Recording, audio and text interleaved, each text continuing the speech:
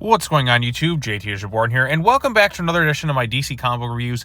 And in this video, we're going to be talking about Justice League Unlimited, issue number 15.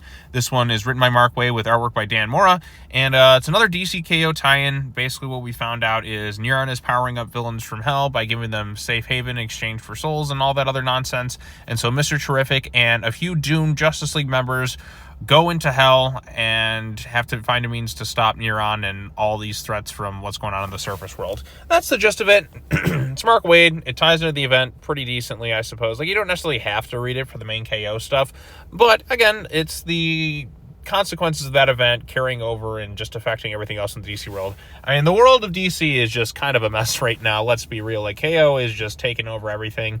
The heroes are in a bad state. I mean, people could use a break after this. I mean, this KO thing is just pretty insane stuff right now. And of course, Mr. Terrific and his group have pretty much made their way all the way to the center of hell.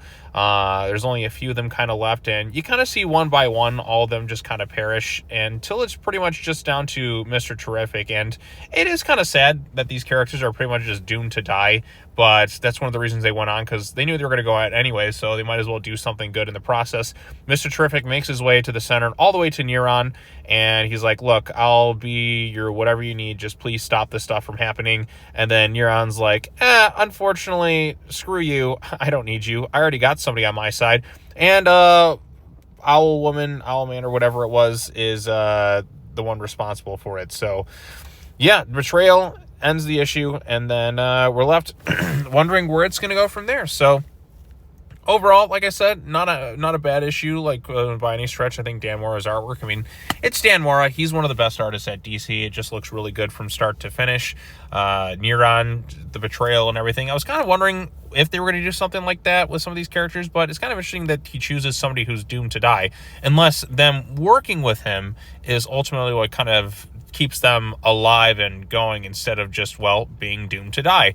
I'd be keen to figure out what's happening in, like, the next issue that kind of explains that, like, their motivations for betraying everybody in the process. But I think it has something to do with that. That's their exchange for just being alive and all that too. It's like, well, my existence is ending no matter what. What if I can find a means to change my fate in some capacity? That'll be kind of interesting to see how that sort of unfolds and all that too. So, but overall consensus, pretty decent overall. Another DC KO tie-in, and yeah, so like I said, overall decent. So not much else to say right there. So I got a few more of these videos I got to crank out right now. I'm just playing catch up right now.